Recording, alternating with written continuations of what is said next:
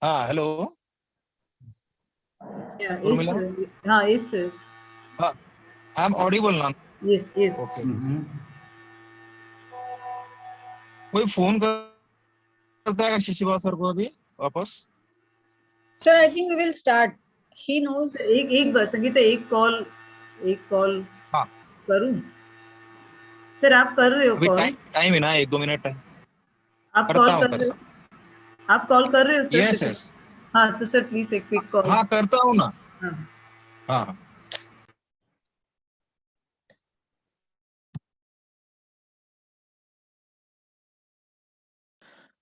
Shirali sir, good afternoon. This is Mandar Khasnis from Department of Maths, CHM College. Actually, sir, you are mute. So we have attended your one of your session in time 2013, long back. At IIT Bombay, you had delivered some sessions there, and that was like means fantastic experience we had. Even Sangeeta Joshi madam was there, and then at that time we got introduced to at right angle as well. And in fact, from there we we subscribed it and we are receiving it. And in fact, we use those articles. In fact, you are writing how to prove it, that article, and we used to use it in our in our college. We conduct 1 hour session in a week. That is just means discussions of on mathematical problems or whatever. Such session we conduct. So in that session we used to take the ideas from at right angle, and it was really means helpful to us, in fact. So thanks for that. In fact, even now we are using many ideas that we take from at right angle, actually. Nice to hear that. Thank you. I'm very happy to hear that. Yeah. Means one more I actually remember is that Rascal Triangle, one article was there. It was really wonderful, and the students got so fascinated that in fact they started finding out some more properties of that triangle, and also it was nice. Means lovely to hear that. It's a nice project that you have taken, and Sir, thank you. start karuya. Yeah, we can start here. Yeah. Pakhare sir is not audible.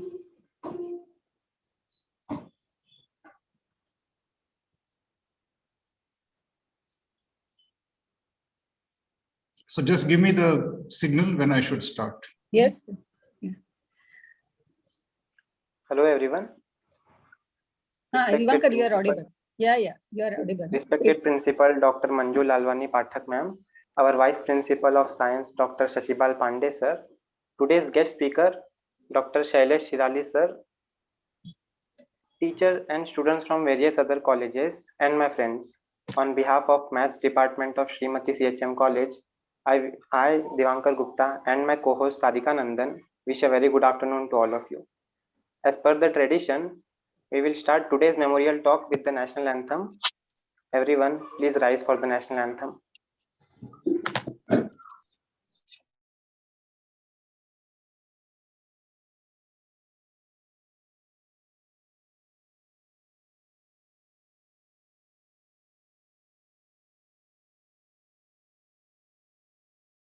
Sindhu Gujarat Maratha Dravida Uttara Banga Vindhya Himachala Yamuna Ganga Uchala Jagati Taranga Tava Shubha Name Jage Tava Shubha Ashish Mange Gahe Tava Jaya Gatha Janagana Mangala Dayaka Jaya He Bharata Bhagya Vidhata Jaya He Jaya He Jaya He Jaya Jaya Jaya Jaya He.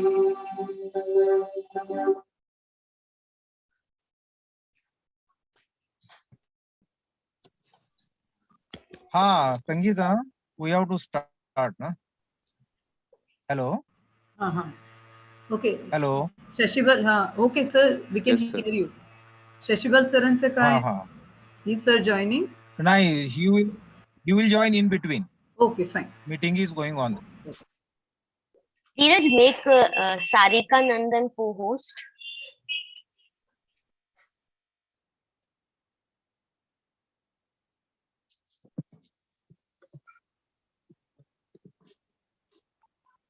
Attendance link has been posted in the chat box.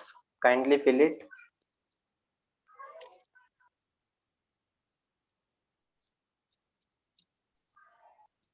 May I begin? Sir, I'm going to Yes, give a sir. speech. Okay. Sorry. Please go ahead. Please, sir. George Cantor quotes, "A mathematician does not study mathematics because it is useful. He studies it because he is delighted in it, and he delights in it because maths is beautiful." It is also true that studying maths not only helps us think critically, but also provides an effective way of building mental discipline. Many have a misconception about maths, that it is all about formula, just unworldly and irrelevant. Well, it is not so. As the famous mathematician De Morgan said, the moving power of mathematics is not reasoning but imagination.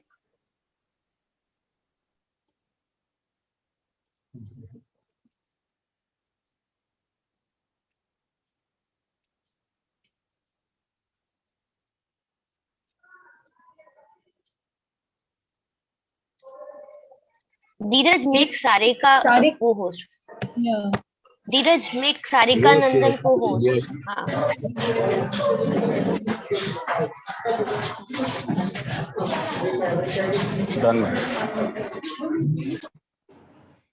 Now, talking about the Department of Mathematics at Srimati CHM College, our Department of Mathematics is truly one of the vibrant departments in this college. Not only are our teachers wonderful at teaching, but they are also very passionate about these events as well. Our department conducts numerous activities like M-Power, M-Factor, M-Joy, Wide Angle, and this prestigious Professor VRK Memorial Lecture Series. In this event, the bright minds from the field of mathematics are invited to deliver lecture on math. Now, I would like to request Head of the Maths Department, Mr. K.A. Pakre sir, to speak about late Professor VRK sir and also brief us about the purpose of this lecture series.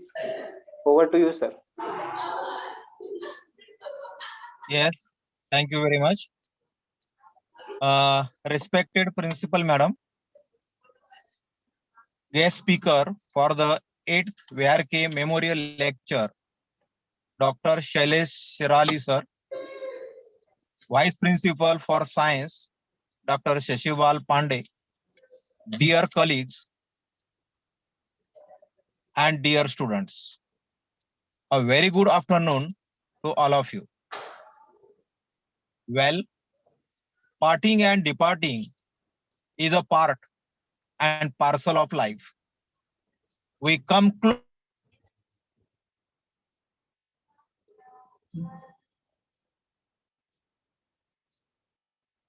close, travel together. Nevertheless, there are few who make on others. Several years after their departing also, their memories do not recede. We are Kulkarni sir, former head of the Department of Mathematics and founder member of this institute, was among such who made a lasting impact on many who came into his contact. There is a strange impression about mathematicians which our society carries in its mind. Mathematicians are prosaic and a bit uncanny. Kulkarni sir was diametrically opposite to this belief and disbelief. Not only that, he was mathematically solid, he was also a healthy and handsome person. Along with math, sir was equally interested in cricket and badminton. His students would first get impressed by his appearance and then by his abilities, both in math and teaching. He not just sowed the seed of the strong math department, he nurtured the same by every possible way. He was always concerned about the overall development of his learners and the institute, in order that the students should get an opportunity to refer to the best books on maths. Sir himself used to visit various bookstalls in Mumbai, selecting reference books for the department and for the college. It is because of Sir's efforts that the tutorials were started in FY and SY. And after that, practicals in SYBS. He was one of the pioneers to think about practicals in maths for TYBSc. Dear friends, theory is the core of math, undoubtedly. But it is the practice of problem solving that helps us perceive that abstract mathematics in students' mind.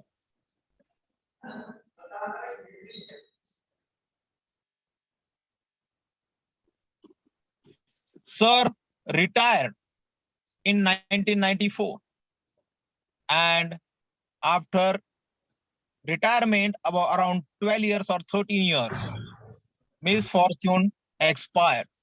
But as I said, his departing did not wane his memories.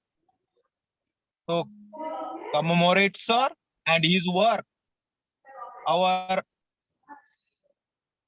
immediate HOD of this department, Ms. Sandhya Chinchole, madam, and head of the Department of Maths, decided to start the lecture series in 2015 in his memories.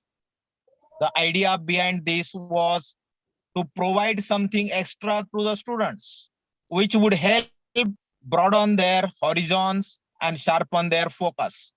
The first session was Grace by Dr. Rajiva Karandikar from Chennai Mathematical Institute and Dr. Sudhir Gorpade from IIT Bombay. Since then, every year, the department has invited veterans in the field of maths every year. And we are grateful that this year, Dr. Shailesh Shirali sir has consented to our request. So I welcome you, sir. I welcome you all. Thanks to everyone. And with this, I hand over to Mike to that student. Thank you very much, sir. Thank you. Thank you so much, sir. I now request Pooja Rajani ma'am to introduce us to today's guest speaker, Dr. Shailesh Shirali sir. Over to you, ma'am. Am I audible, Divankar? Yes, ma'am, Yes, you yes. are audible. Okay. Good afternoon to one and all. It is my proud privilege to introduce today's guest speaker, Dr. Shailesh Shirali sir. As Mandas has said, many of us have already got an opportunity to listen to your lectures during refresher courses and invited talks. And we have been reading your articles and editorials in the magazine at right angles. Through his words, be those spoken or written, Sir's strong educational background is clearly felt. So let us have a glimpse over the same. Sir has done his graduation from Delhi University, MBA from IIM Ahmedabad, then spent few years in North America and did PhD from University of Texas in Dallas. And he returned back to India and joined Rishi Valley School in mid-1983. Sir's association with Krishnamurti Foundation India has been close to almost 4 decades now. And he has always been inspired by the religious and educational teaching of J. Krishnamurti. And this keeps him still connected with the Krishnamurti Foundation schools. Currently, Sir is a director of Sahyadri School, Pune, and trustee of Krishnamurti Foundation India. Sir also has trained Indian teams which took part in International Mathematics Olympiad. Sir has a particular interest in ancient Indian mathematics and also has a deep interest in nurturing and facilitating inquiry into fundamental issues among the teachers and students at the school level. Sir is the author of numerous maths books for high school students like Adventures in Problem Solving, a primer on number sequences, First Step in Number Theory, a primer on logarithm, Adventures in Iteration, Arithmetic and Algebra, Mathematical Miniatures. There is a lot more to say about Sir, but keeping it short, this is a brief introduction of our today's speaker, who has a deep interest in mathematics and mathematics education. Sir, we are really glad that you have accepted our invitations, and these are really proud moments for all of us to have you with us. Now we are eager to listen to you, so I just hand over to Divankar and Sarika to please proceed with the session. Thank you very much, ma'am. Due to busy schedule, our principal madam cannot join us now. I request our vice principal of science stream, Dr. Shashibal Pandey sir, to address to the audience. I think Divankar, even sir is tied up, Shashibal Pandey sir. So you can go to the next item. He will be joining in between. He told just message आया उनका भी. So at the मतलब sir का lecture खत्म होने के बाद he will speak something. Okay, sir. Oh. I always thought that experimentation was done only in science. In subjects like physics and chemistry, we do practicals in lab, test some hypothesis, and draw conclusion that supports the theory. We also have practical in mathematics in our syllabus, but in mathematics, every result is established deductively. As students of mathematics, we always wonder how mathematicians arrive at conjecture. Is there any tool to supplement our thoughts? How does modern technology helps in research in mathematics? We are very keen to know what experimentation in maths is all about. So, keeping these thoughts in our mind, I now request Dr. Shailesh Shirali sir to take charge and enlighten us on the topic of case studies in experimental mathematics. Over to you, sir. Thank you very much for this very generous introduction. It's very kind of you to have invited me for this lecture. And I think it's an honor to speak in the tradition of Professor Kulkarni that you have described. I am obviously in very good company here. So thank you very much for this very kind opportunity. So let me just say a few words about experimentation. I'm going to start my presentation in a moment. But as the speaker just now said, we generally think of experimentation only with physics, chemistry, biology, and so on. But mostly what we experience in school at the school level is verifying results. That is, all you do is experiment to verify something which is already known to be true. But that doesn't tell you how do people discover things on their own. So let me now open my presentation. All right. I hope you can all see the screen. So since the time is short, I only have two or three case studies out here which I'm going to present. All right. So first of all, what is experimental mathematics? Basically, it is computational exploration, which means doing experiments using a computer software or maybe just pencil and paper. You don't, after all, if you go back just 50 years, there may not have been any computers, but people were still doing experimentation at that time. And it has to be followed by theoretical study. It's not just that you just do experiments. There has to be some theory, some exploration using theoretical techniques. And this sounds revolutionary, but it's not at all. In fact, it is standard fare. Mathematicians have been using experimentation for centuries. Only for some strange reason, they are reluctant to reveal this secret. For example, the greatest mathematician that India has produced, Ramanujan was an absolute wizard when it came to experimenting with numbers.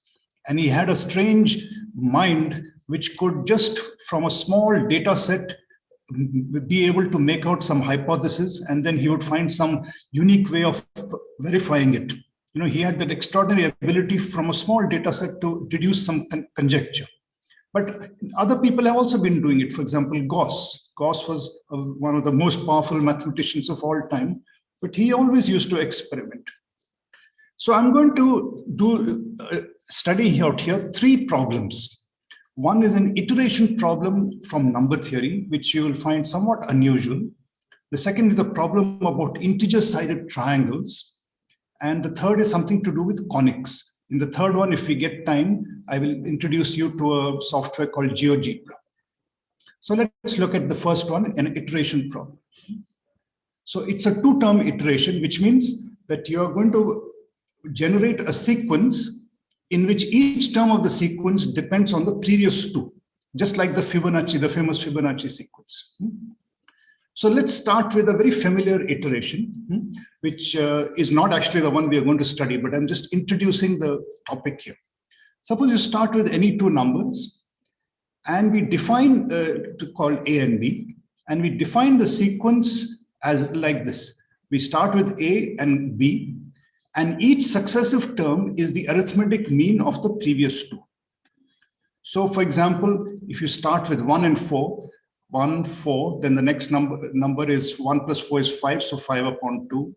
Then 4 plus 5 upon 2 is 13, so 13 upon 4. And then 23 upon 8 after that. And you keep going like this. And you'll notice that the terms like 95 upon 32, it's very close to 3. The limit of this sequence is easy to show, it is 3. Now, that's not the problem we are looking at, but I'm just introducing the notion here. You can prove that it's a nice exercise to prove that the limit of this sequence is 1/3 of A plus 2B. So I'm going to now show you the iteration we are going to study. It is defined on pairs of odd positive integers.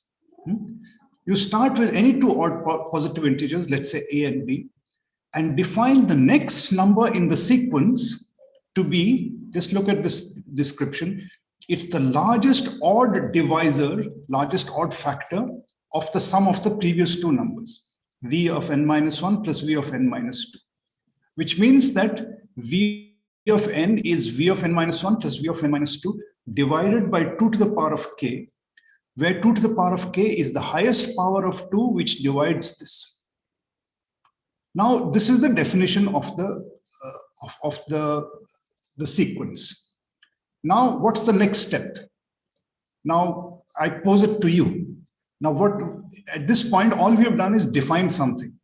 Now, to experiment, we start generating. So we use the computer. We just start with some two odd numbers A and B, and then use this definition to run the software. So for example, let's take 1 and 5. So 1 and 5, 1 plus 5 is 6. The largest odd divisor of 6 is 3. So the next number is 3. Then 5 plus 3 is 8. 8 happens to be a power of 2. So the largest odd divisor of 8 is 1 itself. So you get 1. Then 3 plus 1 is again a power of 2. It's 4. So again you get 1. And once you get 2 ones, everything after that is just 1, 1, 1, 1, 1. Now let's look at 9 and 13. So 9 and 13 add up to 22. So the next number after 22, after 9 and 13 is 11, because that's the largest odd number divisor of 22. Then from 13 and 11, you get 24. And the largest odd divisor of 24 is 3, because it's 3 times 8. Then 11 plus 3 is 14. So the next number is 7, because 7 is the largest odd divisor of 14. Then from 3 and 7, you get 5. From 7 and 5, you get 3, because 7 plus 5 is 12, which is 3 times 4. Then 5 and 3 is 8. And just like before, after that, you just get 1, 1, 1, 1, 1. Let's see what happens with 1 and 67. So you get 1, comma 67. 1 and 67 is 68. So you get 17. Then 17 and 21 is 38. 38, so you get 19 from that. Then 21 and 19 is 40. So dividing out 8, you get 5. 19 and 5 is 24. So from that, you get 3. And again, just like last time you got 5 and 3, again, you got 5 and 3. And after that, it's just 1, 1, 1. So just 2 or 3 more instances. Let's look at 15, comma 33. So 15, 33, they add up to 48. So the largest odd divisor of 48 is 3. Then from 33 and 3, they add up to 36. So from that, you get 9. From 3 and 9, you get 12. So that you get 3, therefore. And then after 9 and 3, again, you get 3. and then you just get 3, 3, 3, 3, 3, 3. And finally, let's look at, instead of 15, 33, I've looked at 15, 35. So 15, 35, they add up to 50, so you get 25 here. Then 35 and 25 add up to 60, so you get 15. 25 and 15 is 40, so you get 5. 15 and 5 is 20, so again you get 5, and then you get 5, 5, 5, 5. Okay, so let me just stop the share for a moment. Now at this point, what is the typical action of a mathematician? The mathematician has now generated a certain amount of data. So at this point, he or she looks at the data and says, hey, what does it mean? What does all this, these figures mean? Can I make out some pattern in it? Right? So that's the next step. So from the pattern, now we have to make a hypothesis. So then, just like in science, from the natural sequences, when you've generated data, you notice a pattern. From the pattern, we make a conjecture. So what are the observations? Obviously, since you're always dividing out the largest power of 2, every term in the sequence is an odd positive integer. You never get an even number out of it. Then, if 2 successive terms happen to be equal, what can you say about that? Suppose you get like 5 and 5. Do you notice that once you get 2 terms which are equal, every number after that will be the same as that term, right? So for example, 5, 5 will be followed by infinitely many 5s. So this is an important observation, that the moment you find 2 terms which are equal, everything after that is equal. Then, so does the sequence always converge to a limit? Now it appears less. If you look at the data that we had in the previous slide, every one of them settled onto some one single number. So it does seem to converge. Apparently, yes. Now this is an observation from the limited data that we have. And if the answer is yes, how does the limit depend on the initial values? That means it depends in some way on A and B, and we have to find that dependence. So here's a Mathematica code. Incidentally, I didn't mention this, but this is the day when lots of good softwares are available for doing mathematical computations. You have these proprietary software like Mathematica or MATLAB, or you have Python programming. There's so many, nowadays there's so many different approaches possible, and we should make use of all of them. So this is a simple way. I don't want to go into the actual syntax of this, but it's a code which will generate, here it says V, so it basically generates terms of that sequence V. So we need not worry about this syntax. So here are the findings. Suppose I denote the limit as L of A comma B. So the limiting sequence, limiting value of V comma AB is, V bracket AB is LAB. So L of AA is just A itself. It looks as though L of 1 comma A is just 1. That's what the information that the data suggest. And here is the nice conjecture. It looks as though the limiting value of the sequence is just the greatest common divisor of the initial 2 numbers. Now, if you look at the data, for example, 5 comma 3. The common GCD of 5 comma 3 is 1, and it did end up with 1, 1, 1, 1, 1. And I showed you one instance where there is a factor of 5 dividing the 2 numbers, and it finally settled onto 5, 5, 5, 5, 5. Now, this is the typical stage which we reach in an experiment. That is, through that you generate data using either a computer or just using pencil and paper, and then you make a guess. Now, how do we prove this? Now, I want to show you, because if you want the full cycle of mathematics is that after you generate the data and arrive at a conjecture, you have to try to prove it also. So I'm going to show you the proof in this case. So first of all, let's restate the conjecture in a slightly different way. Now, obviously, you will notice that supposing there is a divisor k which divides the initial 2 numbers. Now, if that, obviously it's an odd, it has to be odd because everything is supposed to be odd here. Then that same k is going to be a factor of every single number in the sequence. In fact, L of ka comma kb will just be k times the sequence produced with just A and B. That is, you can just pluck out that K and put it outside. So that's one important thing. So because of that, there's no harm in supposing that the numbers that you start with are already co-prime. Because if there was some factor dividing them, we would simply divide D out of the sequence. So that means the conjecture in equivalent form is that if A and B are odd co-prime positive integers, then the limiting value of that sequence is just 1. Okay, here is the proof now. First step. Now I've introduced a symbol here. LOD just means the largest odd divisor. Supposing R and S are two odd numbers, then the largest odd divisor of R plus S is, I've put down a statement here. First of all, since R and S are odd, R plus S is going to be even. So it will lose at least one factor of 2, right? Because the 2 which has been introduced by adding them, you have to divide that out.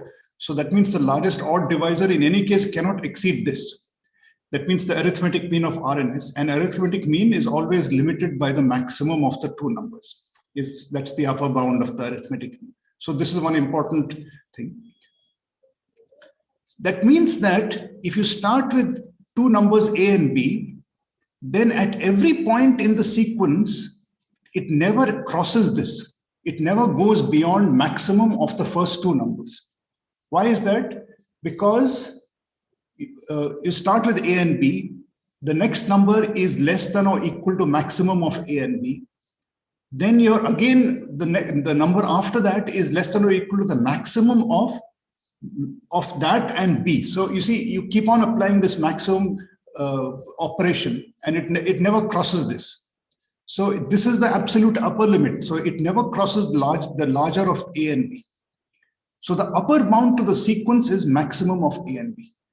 This means that the sequence, the numbers in the sequence can only take finitely many values because it is at least 1 and it is at most max of AB. So in fact, it is just those values are going to come again and again.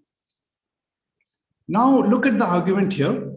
Since the number of possibilities for each number in the sequence is finite, if you take pairs like this, ordered pairs of V1, V2, V2, V3, V3, V4, ordered pairs of successive numbers, there are only finitely many possibilities for Vn, finitely many possibilities for V of n plus 1. That means there are only finitely many possibilities for this pair. Now, if there are only finitely many possibilities for two successive numbers in the sequence, if you go far enough down the sequence, the same pair is going to repeat at some point, right? And the moment the same pair repeats, the sequence itself will repeat because everything depends on two successive numbers. So the moment you find two numbers which have repeated same as another, somewhere else that same pair had occurred, then you're going to just get the same numbers in the sequence. So from that point, V of AB will repeat. Which means that for any pair of starting numbers A and B, the sequence VAB will ultimately settle into a periodic cycle. Because it will repeat, which means, and once it repeats, it will just go, it is trapped. It's trapped in a cycle. So that cycle I have called C of AB. Now, to start with, I don't know how many numbers will be in that cycle. It could just go around and maybe 10, maybe 15, whatever. Okay, now I'm going to show you an interesting conclusion about that cycle. Suppose I denote the largest number in that cycle by R. So that means the sequence is like this. It is something, something, something. Then that largest number occurs. Then let S be the number which comes just after R. And let T be the number which comes just after S. So you notice I put dot, dot, dot, R, S, T, and then more dot, dot, dot. And it just goes round and round in this. So because R is the maximum in the cycle, S and T are both less than or equal to R. Now, supposing S happens to be equal to R. If S happens to be equal to R, then both these numbers are equal, R and S. That means everything after that will be equal to R. So then the sequence after R will be just R, R, R, R, R, right? Now that means that cycle is actually, by definition, the cycle is the portion which repeats, which means the cycle consists of just one number, r. That is if s is equal to r. Now let's see what happens if s is less than r. We look at the other possibilities. Then if s is less than r, let's look at t. T is less than or equal to r plus s by 2. Remember that we had shown that right in the beginning. Each number is less than or equal to the half of the sum of the previous two. But if s is less than r, then from this relation, you can see that t is less than r. But that means two successive numbers are both less than r. If two successive numbers are less than r, then everything after that is going to be less than r. But everything after that less than r means it can never return to a number which is equal to r. But by definition of a cycle, it is just, that means we said that it's a cycle. That means r is coming up again and again and again. And if we are supposing that s is less than r, then it can never return to r. So this very contradicts the very idea of a cycle. That means s is equal to r. But if s is equal to r, that means this is the situation. So we had said that it's going to settle into a cycle, but now we have found that cycle consists of just one number. So it consists of a single number, and let's call that number c. That means this is the situation with v of ab. Ultimately, it settles onto c, c, c, c, c, c. Now let's look at the first point where the c occurs, and let's look at the number which comes just before the c. We'll call that d. And by definition, d is not equal to c. It's the number which just before it settles into a cycle. So what is now remember the definition of this sequence. Each number is the largest odd divisor of the sum of the previous two numbers. That means this c is the largest odd divisor of d plus c. So that's what I've written out here. C is the largest odd divisor of d plus c. But if c divides c, obviously, that means that this is telling you that c divides d also. That means both these numbers are divisible by c. But if both these numbers are divisible by c, then remember we had said that in the beginning, that means that everything in that sequence is divisible by c. That means that c is a divisor of every number in that sequence, and which means in particular that it divides the first two numbers also. But remember, we had said that a and b are co-prime, and if they are co-prime, that means c is equal to 1. So you see, that means L of a comma b is equal to 1. Now I'll just break this share for a moment. Now just try to see what we have accomplished. Just look at the sequence of events that have happened. We started out, we defined a certain iteration. Then either using pencil or paper or using a computer, we generated a lot of data on these sequences. We arrived at a conjecture that it ultimately converges to the greatest common divisor of the initial two numbers. Then we proved that, what did we prove? We showed that ultimately the sequence has to fall into a cycle because the number of possibilities of each term is bounded by the largest of the initial two numbers. So because it is bounded, it falls into a cycle. Then we showed that the cycle actually consists of just one number. And finally, we showed that that one number is just the same as the greatest common divisor. So you see, we have managed to, it's the full cycle we've gone through the full cycle. It's always the case, even in science, that you go through this. You experiment, gather data, find a pattern in the data, form a conjecture based on that pattern, and then finally we try to prove that conjecture. So that completes the cycle. Sometimes it can happen in mathematics that the conjecture is so difficult that it remains a conjecture, right? Sometimes, right, conjectures can take for centuries to get proved. Like Fermat's last theorem took such a long time to get proved. And one of the most famous unsolved problems of today is something called the Riemann hypothesis, which still nobody knows how to prove. Okay, I'm going to go to another problem of the similar kind. Here we are going to count triangles, and you'll find quite a surprising result coming out of this. Suppose we are going to look at integer-sided triangles. That means triangles whose sides are all integers. Suppose you consider all the possible integer-sided triangles whose perimeter is some fixed number n. That number of possibilities we call f of n. So the problem is to find a formula for f of n. So obviously you can't have any triangle with perimeter 1, I mean integer-sided. You can't have any triangle with perimeter 2. Perimeter 3, there is exactly one triangle, namely the equilateral triangle, 1, 1, 1. What about perimeter 4? Just think of it. You require 3 numbers which add up to 4. 3 positive integers. The only 3 positive integers which add up to 4 are 1, 1, 2. That's the only way of getting 4. But 1, 1, 2 doesn't form a triangle because the triangle inequality is not obeyed, right? Remember that the sum of any 2 sides of a triangle must be more than the third side. So if you take 1, 1, 2, that doesn't form a triangle at all. So now here's the first surprise, that f of 3 is 1, but f of 4 is 0. Which means this function is not a monotonic function. So though the initial definition you would have thought that f is monotonic increasing, it's not monotonic.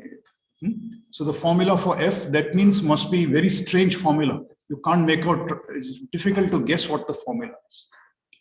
Now here's the mathematical formulation of it. Suppose we call the sides as A, B, C, and we label them so that A is the largest side, B is the next, and C is the smallest side. Then the triangle inequality tells you that the 2 smaller sides must exceed the largest side. So B plus C must be more than A. So f of n, that means, is the number of positive integer solutions to this system. First, the sum of the 3 numbers must be n, right? Then A greater than or equal to B greater than or equal to C. And finally, the triangle inequality, B plus C must be strictly more than A. So if you manage to count the number of positive integer solutions to this, you have found the value of f of n. Now this looks like a 3-variable problem. But because the 3 variables are not independent, their sum is a constant, we can reduce it to a 2-variable problem. Namely, what am I going to do? I'm going to because from the first relation, C is equal to n minus A minus B. So I'm going to simply replace every occurrence of C by n minus A minus B. So now, instead of A greater than or equal to B greater than or equal to C, I have simply A greater than or equal to B. Then you have A plus B plus C equal to n is going to be replaced by A plus B less than or equal to n minus 1. That means the third C is at least 1, basically. Then B plus C greater than A means that B plus C is equal to n minus A. So n minus A is greater than A, which means A is less than n by 2, right?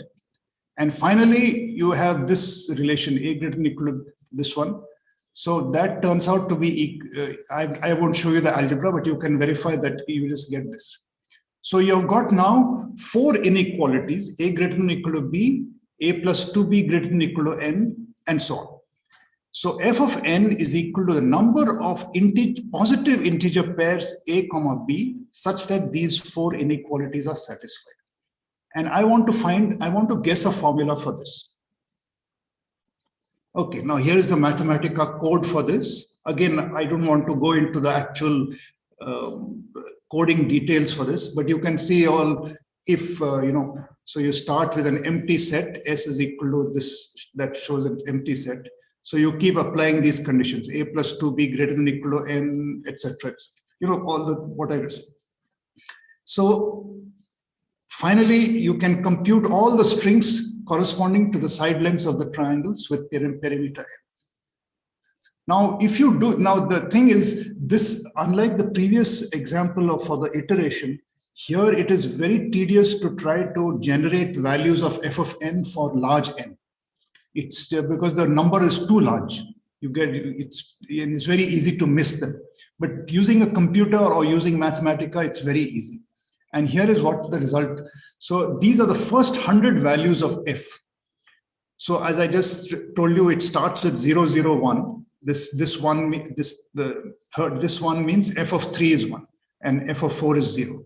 Then f of 5 turns out to be 1. F of 6 is also 1. F of 7 is 2. F of 8 is again 1, and so on.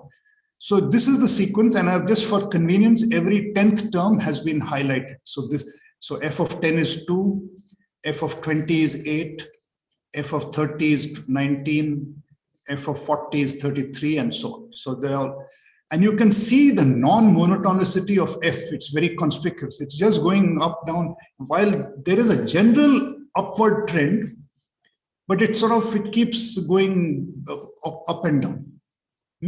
At this point, can you even guess what kind of a function f is going to be? It looks very strange, right? It's hard to even guess what it might be. Now we do the next thing which any good computer software can do.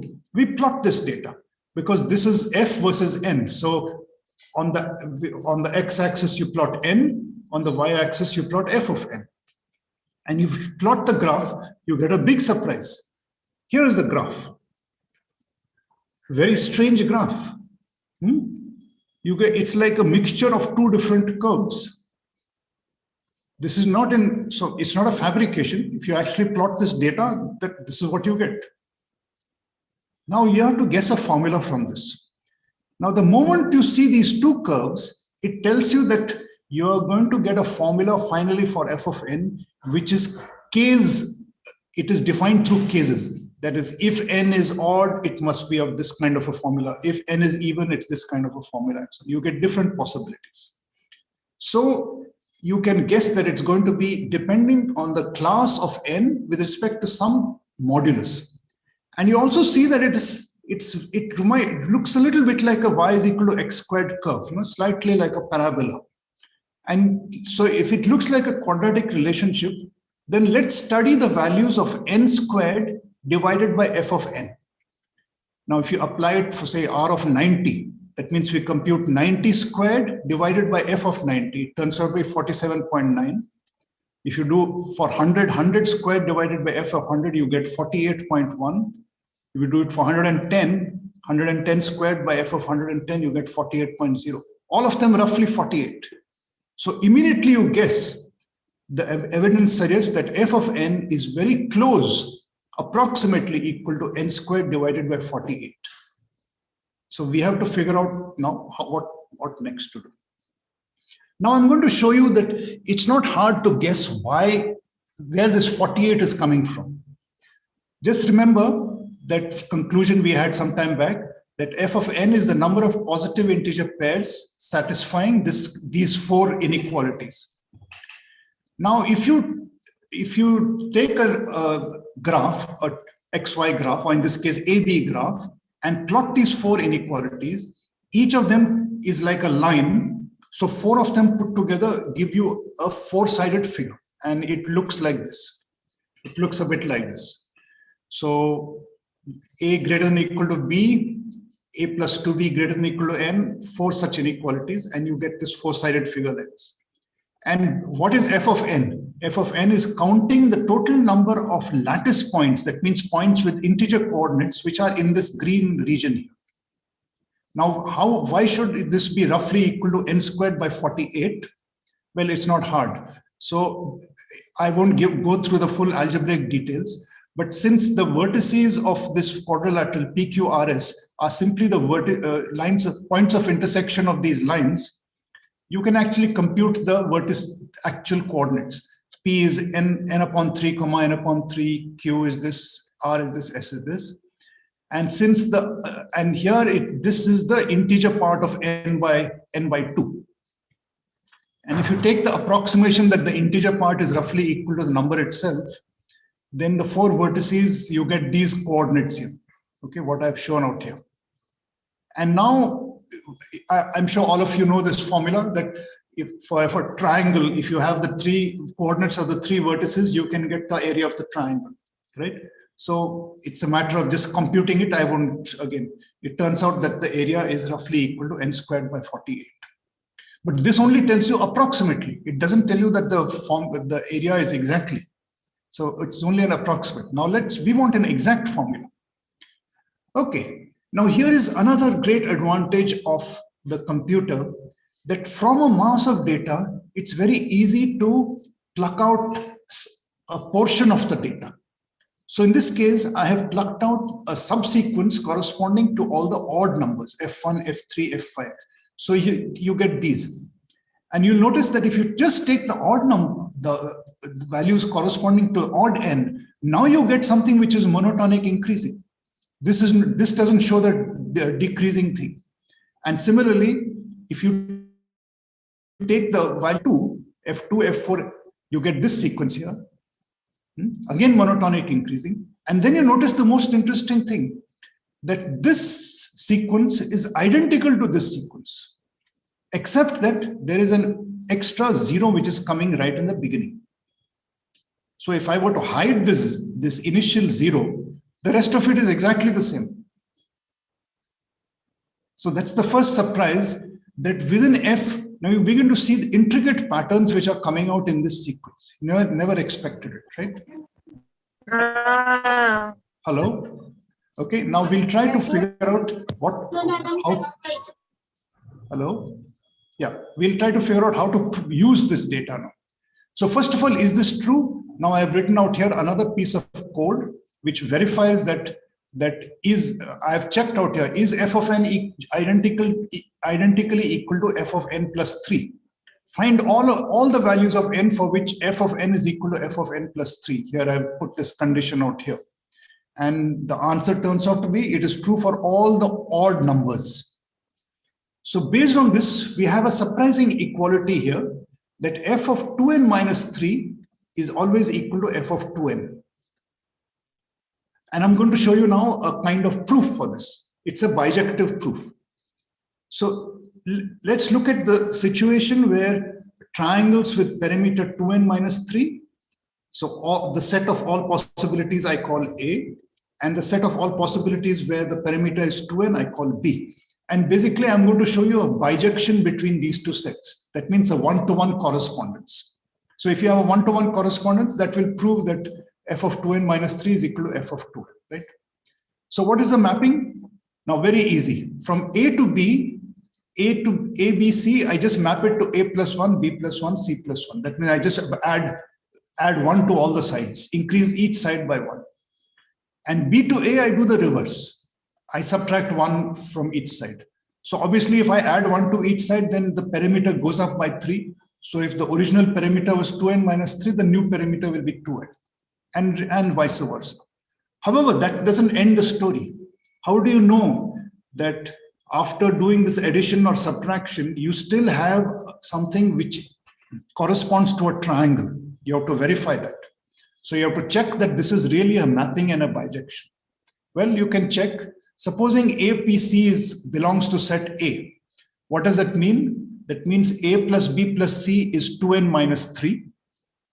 And the triangle inequality is satisfied. Well, if that is true, then A plus 1 plus B plus 1 plus C plus 1 will obviously be 2n because you've added 3. And if you look at the difference between the sum of any two and the third one, A plus 1 plus B plus 1, and then subtract C plus 1, this is simply equal to A plus B minus C plus 1. And since ABC belongs to A, this is already a positive number, and you add 1, obviously it will still get positive number, which means that the new triple does satisfy the triangle inequality. And the reverse is also true. If you can check. Again, since time is short, I don't want to go into, by the way, how long do I go on? When do I stop? Could someone tell me when I stop, please?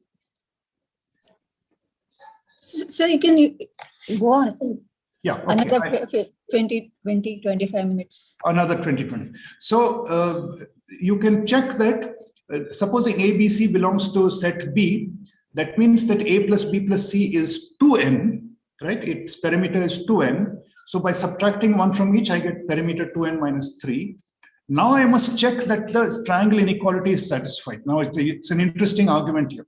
I have to check a minus 1 plus b minus 1, subtract c minus 1. Well, if you simplify it, you get a plus b plus minus c minus 1. Now, it is not immediately obvious that this is going to be positive. A plus b minus c certainly is positive, but by subtracting 1, how do you know it will still remain positive? Well, the reason is that if a, b, c belongs to b, that means the perimeter is 2n, and 2n is an even number. Now, here's an interesting thing which you may not have thought of, that if the sum of two numbers is even, then the difference of those two numbers is also even, right? The sum of two numbers and the difference of two numbers always have the same parity. So if a plus b plus c is an even number, then a plus b minus c is also going to be an even number, which means that it can never be equal to 1. It's an even number. So that means it is at least equal to 2. So therefore this is true. This inequality is satisfied. Okay, so this proves that f of 2n minus 3 is equal to f of 2n. And this conjecture has been obtained completely through computer experimentation. Okay, now I'm going to skip over some of the analysis at this point, but just to show you how the computer can reveal unexpected periodicities. Similarly, just like I looked at f1, f3, f5, and so on, supposing you look at the values of f at intervals of 12. Now this, of course, you might say, how did you think of 12? Where does 12 come from? Well, these are just the result of randomly experimenting and waiting till you find some. So if you do this, f1, f13, f25, you get these values.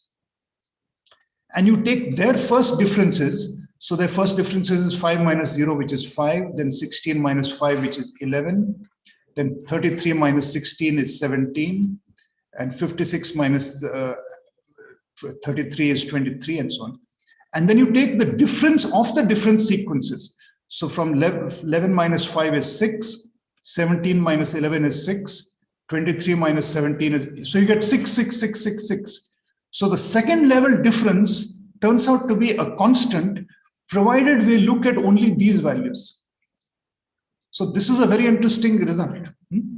Similarly, if you look at f2, f14, f26, f38, again at intervals of 12, you get the same result.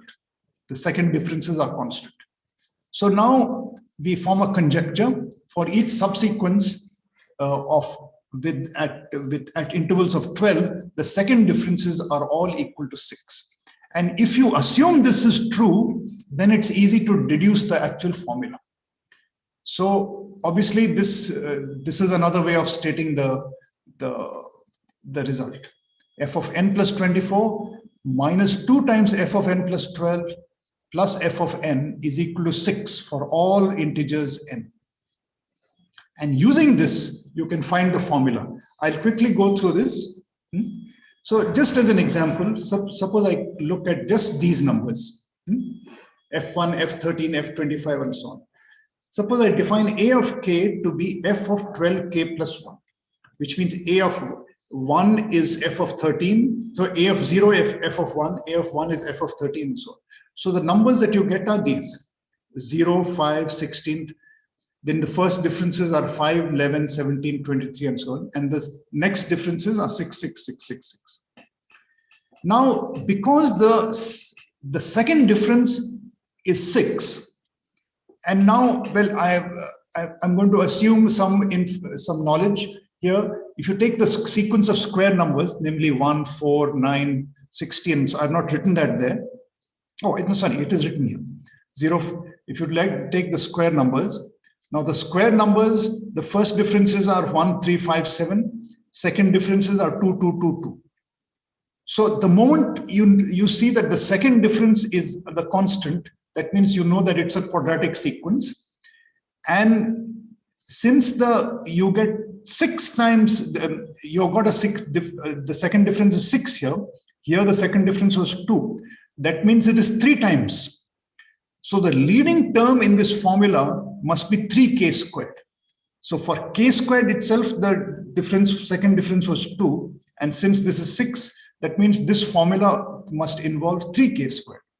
So what we do is we subtract 3k squared from all these numbers and then look at it again. So subtracting 3k squared, that means 0 minus 3 times 0 squared is 0. 5 minus 3 times 1 squared is 2.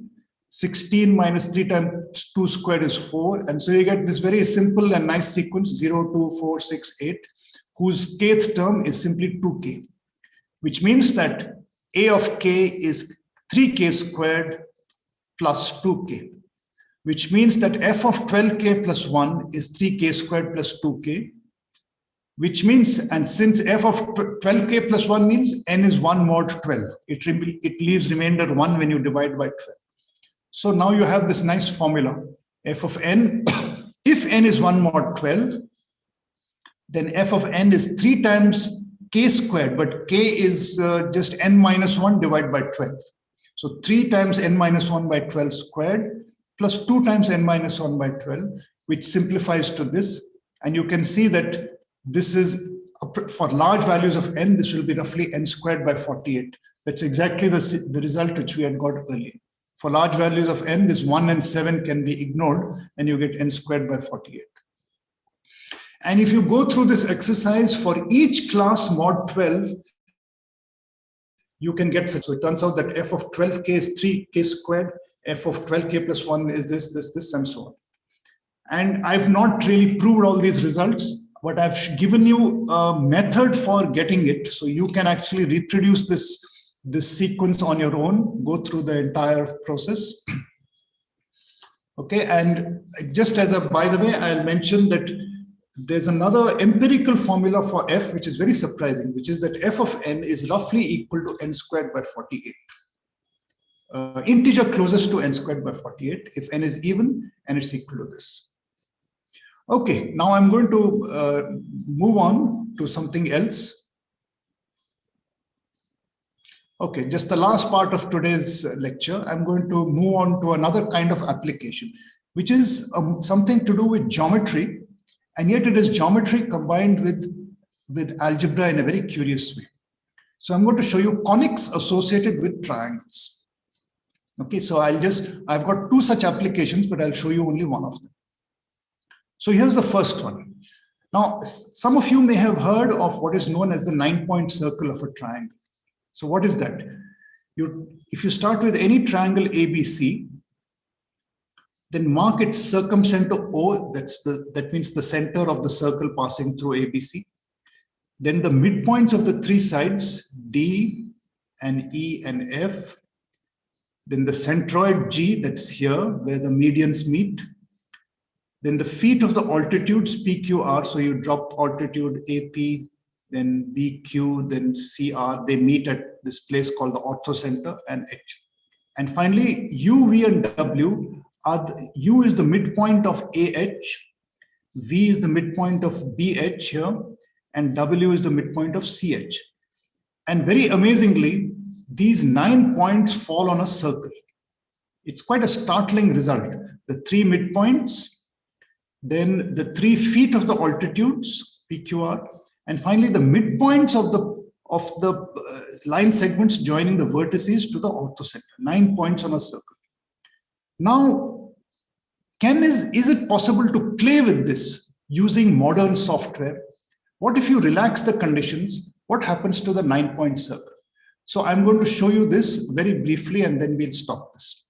I'm going to show you, so I'll stop this and open a fresh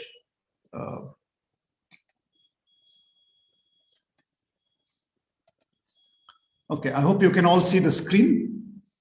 Okay, so now here, once again, ABC is an arbitrary triangle, and H here is an arbitrary point inside the triangle. I hope you can all see this. Okay, yes, so yes. I can, it's arbitrary means I can move it around. Now, remember how I defined the various things. In the previous example, PQR were the feet of the altitudes. So that means I join A to the orthocenter and push it through where it hits this. So those are known as the traces of H on the sides. Okay, so I'm going to draw the three. So I'm going to mark those PQR. So here PQR. So I've marked them. All right. So if you were to join AH, it will hit this at P. If you were to join B and H, continue it, it will hit it at Q. If you join C and H, it will hit it at R. All right. I have not shown the actual line out here. 1 minute, which is this. So that's the line. I don't want to draw it because it's just going to mess up the figure. Similarly, you have this line and this line. All right. But I don't want to show them. Okay. Next, I want the midpoints of the sides, D, E, F. Remember, they played a part in the previous result. So I'm going to mark them. D is the midpoint of BC here. Then E is the midpoint of CA. And F is the midpoint of this. So I've got 3 points PQR, 3 more points D, E, F. And finally, in the previous case, U, V, and W were the midpoints of AH, BH, and CH. So I'm going to mark them also, U, V, W. And now, remember the result that we had last time. What was true about those 9 points? I've got here 9 points, right? So last time, those 9 points fitted exactly onto a circle. But now I have changed the definition of H. H is no longer the orthocenter. It's an arbitrary point inside the circle. And it turns out very beautifully that these 9 points fall on a conic. Exactly fitted onto a conic. Now I'll show you the power of this GeoGebra software. I can drag this point about and you can see the conic change shape right in front of you. Okay, you can see it changing. So if you remember, the orthocenter was somewhere here. So if I drag H to a position very close to the orthocenter, you'll find that the conic is becoming more and more like a circle. At a particular point, it looks like a circle, but at any other point, it is not a circle. Now you can guess what is going to happen if I try to, there's no restriction that H has to lie inside the triangle. Can you guess what will happen if I try to take H outside the triangle? Just watch.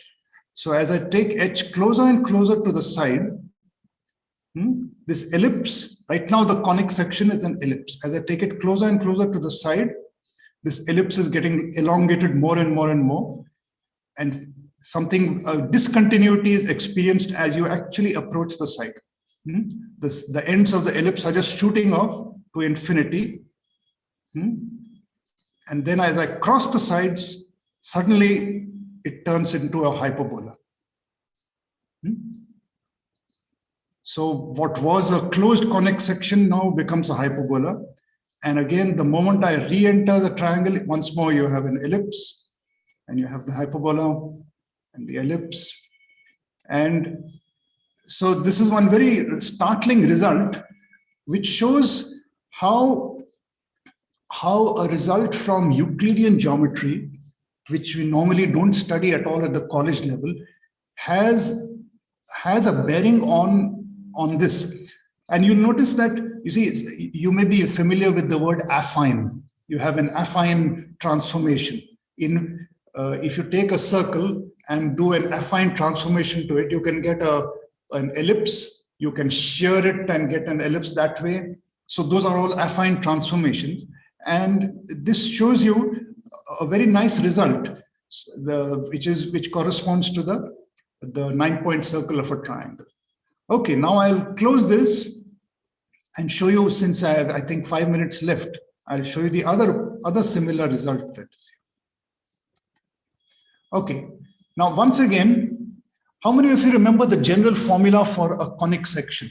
I have not written it down here, but a general formula is you have ax squared plus by squared, second term, plus cxy plus dx plus ey plus f is equal to 0. 6 constants are there, a, b, c, d, e, f. Coefficients of x squared, y squared, xy, then x, y, and a constant. So that means you have 6. Now, would you call it a degree of freedom 6? Or its degree of freedom actually is not 6, but 5, because if you divide all of them by the same constant, the conic section is not going to be changed. So that means the conic sections have really 5 different degrees of freedom. So now what I'm going to do here is, again, I start with an arbitrary triangle ABC, and 3 points out here are marked: the circumcenter, the centroid, and the orthocenter. And P is an arbitrary point. Now, suppose you say, I want to draw a conic section through ABC, that means 3 points are fixed, and also P. Now, I have fixed 4 points, sorry, not P, and H, ABC and the orthocenter H. I have fixed 4 points. That doesn't fix a conic section because there are 6 constants, 5 independent ones. So I need to fix another one to get the conic section. So I'm going to choose the 5th point to be any arbitrary point. Okay, it could be arbitrary. The other points are all fixed. And now if I say please draw me a conic section which passes through A, B, C, H, and also P. Now it's unique. So I'm going to draw that conic section. It's here. Now the most interesting thing is, and I've drawn the conic, the hyperbola means it will have asymptotes. I've drawn the asymptotes. And I've drawn the angle between them, which turns out to be a right angle. Quite a surprise. And as I drag this P around, you'll notice that the right angle never changes at all. No matter where I take it, it remains right angle. So here you discover a very startling result, which is entirely unexpected, that the conic section passing through the 3 vertices of a triangle and the orthocenter and any 5th arbitrary point is always going to be a rectangular hyperbola. No matter what the 5th point is, this angle always remains 90 degrees. So I have not discussed the proof of this one, nor the proof of the previous result, but maybe this is not the time to discuss the proofs. Okay, so maybe I'll close the screen share right now. It is past 4 o'clock. So I hope I have been able to convey to you how experimentation works in mathematics. That the introduction of a computer allows you to experiment basically by finding a configuration in which there is a parameter, and then that parameter can be varied as and whichever way you feel like. So the best situation is when you have a 1 parameter family, maybe a whole diagram dependent on just 1 parameter, or a whole numerical system dependent on 1 parameter. And by varying that parameter, you can generate results, generate different graphs, generate different geometrical diagrams, and then study the configuration and look for some interesting features. So this is really what experimentation does in mathematics. The availability of powerful software allows you to do this very swiftly. If you were to try to do what I just showed you by hand, it's almost impossible. It's just too much effort. So the first example we took today, the 2-term iteration, that can be done by hand. You don't need a computer for that. The second example we took about integer-sided triangles, it's much harder to do it by hand because there are too many possibilities. The computer makes it much, much easier. And this third thing that I showed you, the GeoGebra animations, is also very difficult to do by hand because each time to redraw the picture by hand it's not feasible. Okay, so I think I will stop now. I don't want to take up more time. I hope I've been able to convey this to you. All right. So thank you very much. It's been a great honor to come and give this lecture, the VR Kulkarni lectures. So would you like to, if you want to ask any questions, you're most welcome to. Thank you so much, sir, for such an informative and engaging talk. This is truly one of the most interesting talks that I have heard, and I'm sure the audience feels the same. So we will now be reading out some questions from the chat box. If anyone has any questions, please send.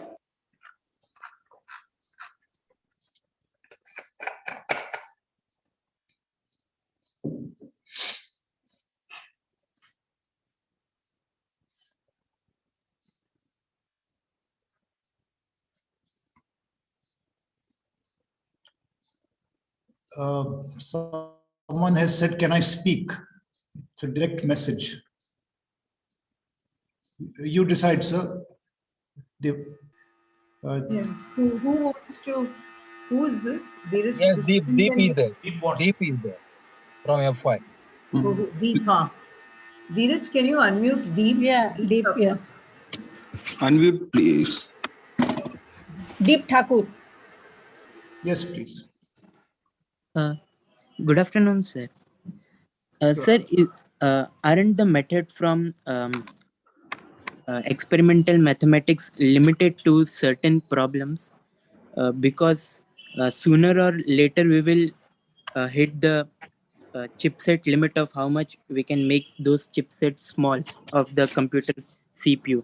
And for certain problems like Merton's conjecture, which is known to be false, but the counter example shows up at the value greater than 10 raised to 16. Yes.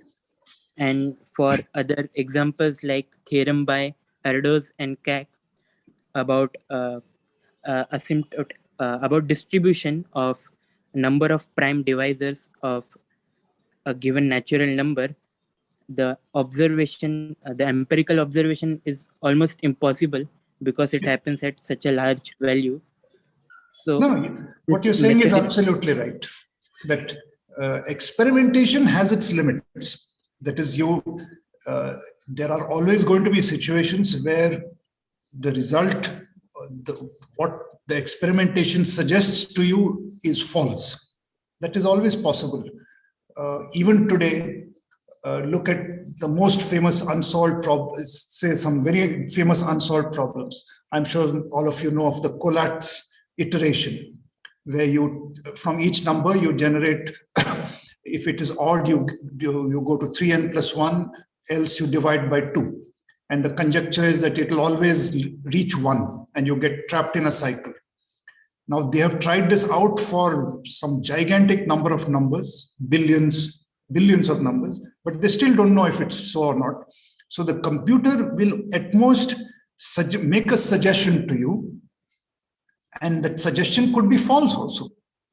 There are situations where the numbers can mislead. Very, very well-known examples. I have not got them here on this, but there are sequences which start like this: 1, 2, 4, 8, 16. And everyone thinks that the next number will be 32, but that turns out to be not 32. So you're absolutely right. Some cases, you will never find the counter example because the numbers are just too large, as you just described. Yes, you're right. Sir, will the scope of experimental mathematics end when we hit chipset limit of computers, because we can no longer improve our computers to check up to large values? No, it will. In those kinds of problems, yes, the computation will not yield anything further, perhaps. But you see, problems, mathematics is a very wide and open subject. Experimentation is not just in those kinds of problems. For example, let's look at the problem that we looked at here. It's just, it's something which anybody can think of. It's not some deep mathematics. And mathematics is like that. You can just find interesting problems just at the level of high school or first year college or second year college. Nothing less, some Riemann hypothesis kind of thing. Yes, if you're talking of those kinds of problems, computation will reach its limits. But there are so many other problems to consider. In number theory, in geometry. So you're right, but you don't have to feel restricted. You see, mathematics is an infinite subject. It's not only problems of that kind. where you meet very, very large numbers. Okay. I see a question asked here. So free software which can be used in place of proprietary software. Yes, there are many. Python code. There is a well-known system called Sage Maths, which if I had time, I would have preferred to do the presentation using Sage Maths. I was not able to, but that is free. It can be just downloaded and installed on any computer. It's very powerful. And because it draws on Python and so on. There are many free softwares. GeoGebra itself is free. Not just free, it is free and open source. So there are both free as well as proprietary software available.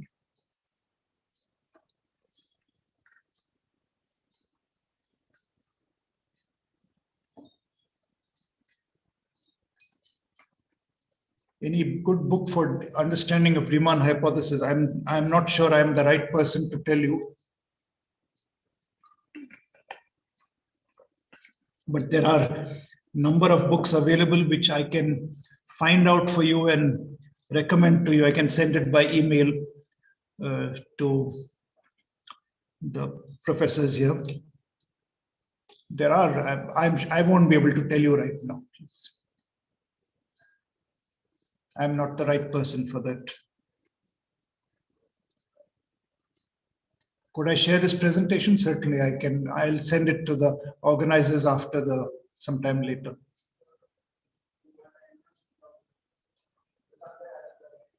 Oh, Deep has asked another question. Is experimentation limited to statements that can be reduced to statements about sets of natural numbers? That's a very interesting question. No, I think, for example, in the case of geometry, let's not look at geometry. Now, so far we're only thinking in terms of sequences, which, about sequences of integers and so on. But in geometry, if you remember your geometry from school, there are many interesting theorems like 3 points always lie in a straight line, or these 3 lines always concur. And it may not be just something simple like angle bisectors of a triangle, something much more complex. But your experimentation may suggest that. Now, to prove it, then you have to fall back to techniques of just either Euclidean geometry or linear algebra or something like that. So it's not that, I don't think you can say that experimentation will be only valid to such situations. Of course, your question is framed in an interesting way, that can be reduced to statements about sets of natural numbers. Sir, I mean, wherever observation is countable, at most. No, I understand what you're saying, but what I'm trying to say is that there are situations in geometry which don't fall into the description that you have given. But in other situations, what you have said is perhaps true. One of you has asked about here. Here are some. These are some things which you could refer to. There's an article by George Andrews in the American Math Monthly. Then the Wikipedia, if you look at the reference, which is called Experimental Mathematics, it's a very nice reference. Then there's a whole journal called the Journal of Experimental Mathematics, this one here, number 4. Then a very famous one called the Integer Sequences. It's a whole website just devoted to sequences. And then Wolfram Math World, again, experimental mathematics. So there are a number of references available. You just type in experimental mathematics into a search box, you will get dozens of interesting references. Can we first use, here's a question which has been asked, can we first use experimentation to get the formula for set of natural numbers and then prove it using induction? Yes, of course. That's how you do it. For example, let's take something very simple like the formula for the sum of the squares of the first n numbers, right? You get n times n plus 1 times 2n plus 1 upon 6. You can guess that formula by experimentation. Supposing you never knew it at all. If you never knew it, then obviously you can't prove it using induction. But you can systematically experiment and get that formula and then prove it using induction. That is the standard way in which this kind of this process works.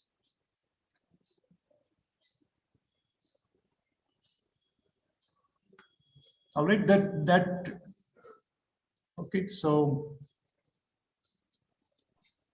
Now I think maybe we should be, I don't want to go over time. It is 4:25 now. You must be having some more events after this. Someone was saying something, yes? Now I would like to request Sangeeta Joshi ma'am to reflect on this excellent session.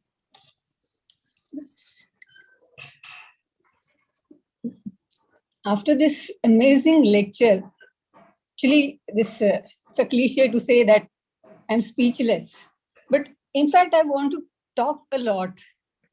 Sir, we had lectures on solving problems, some very interesting problems and very interesting ways of solving them were exhibited by very good speakers.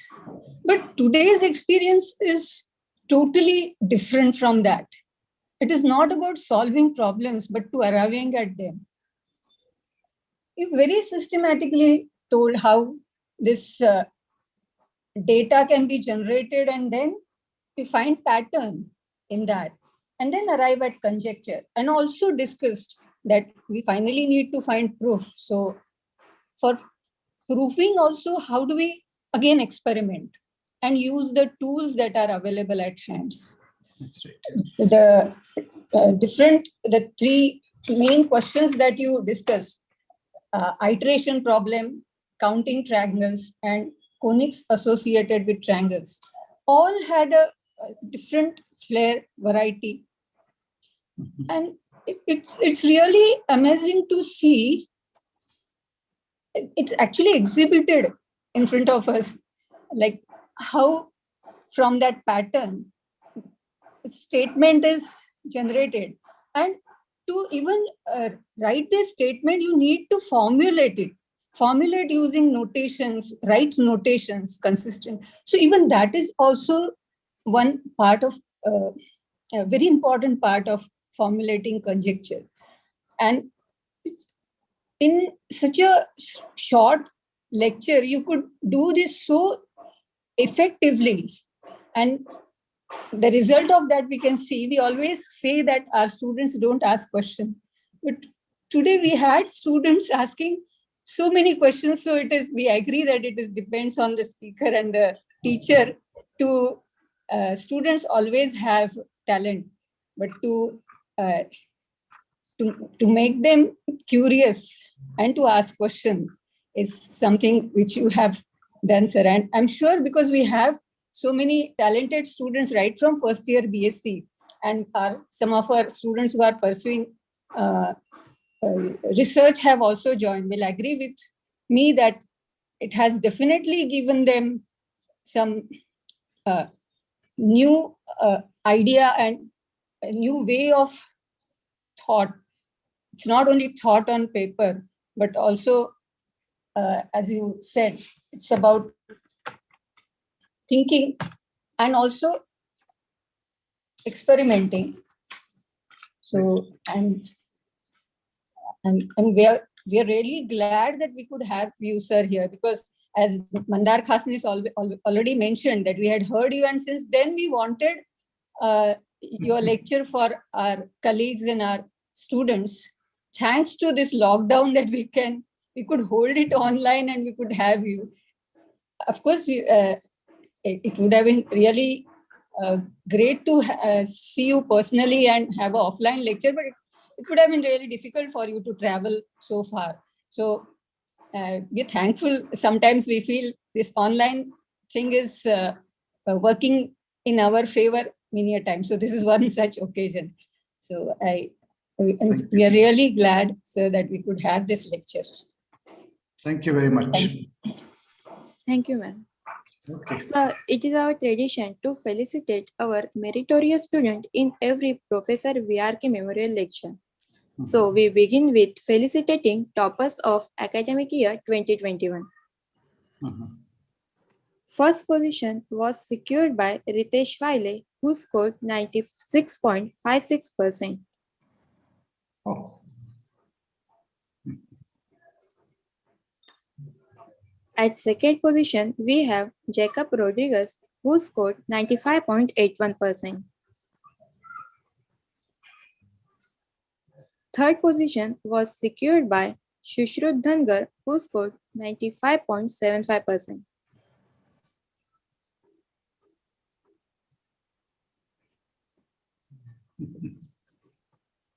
Reminder to everyone to fill the feedback form.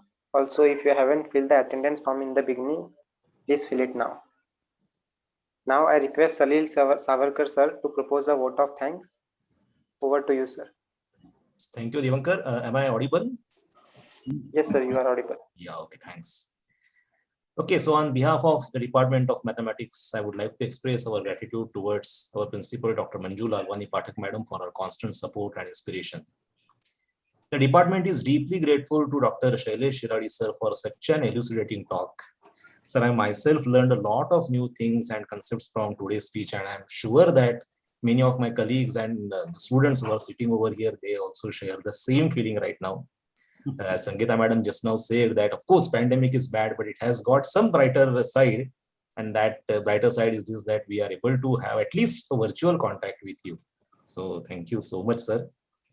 The department is thankful to Vice Principal for Science, Dr. Shashibal Pandey, sir, for everything that he did and he has been doing. Our thanks are to the teaching fraternity from other colleges who joined us today. Many thanks to the technical team of the college for their technical support. Thanks to all the students from various colleges. You have made this event successful. At the end, I don't want to thank, but I would like to congratulate our students Divankar and Sarika for handling today's event positively and confidently. Thank you. Thank you so much. Thank you.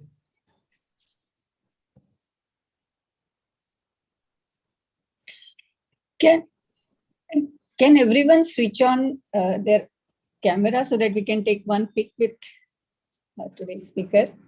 Everyone, and students, Jacob. Yeah, Rajesh Raut is there. He's from.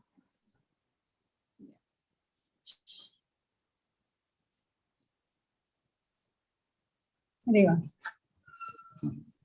So, Lani, maybe till the cameras are getting switched on. Shirali, sir? Yes. Yeah, just you mentioned in your in the beginning that even, I mean, apart from Ramanujan, even Gauss did a lot of, this experimentation. Any instance which you can recall and which we can understand? Gauss, for example, it was in number theory. You mean in number theory? Yes, in number theory a lot. Yeah. No, I mean any branch other than number theory. That was my question, in fact. Many of the things actually are number theory. They are related in deep ways. For example, there's a certain sum, a certain trigonometric sum. I can't remember the exact thing, but it comes out to be a very peculiar summation in which he could get us. He spotted a certain pattern, but he couldn't crystallize it for a long time. It took him 4 years to find the correct formula. It is related, it's closely related to something which Ramanujan also worked on much later. One particular trigonometric sum in which the terms are multiples of a certain pi upon something. I can't remember the full thing, but it's an example of where he was really struggled. Even Gauss struggled to get the answer. Oh, thank you, sir. I'll try to send you the link separately. My curiosity was, apart from number theory, did he dabble in experimentation anywhere else? Yeah. Deep and Divankar and all, Deepak, please switch on camera. We can have a quick photo.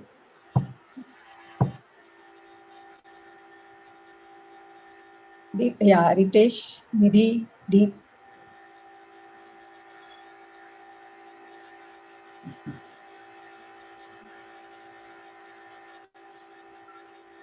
Yes, thank you. Thank you.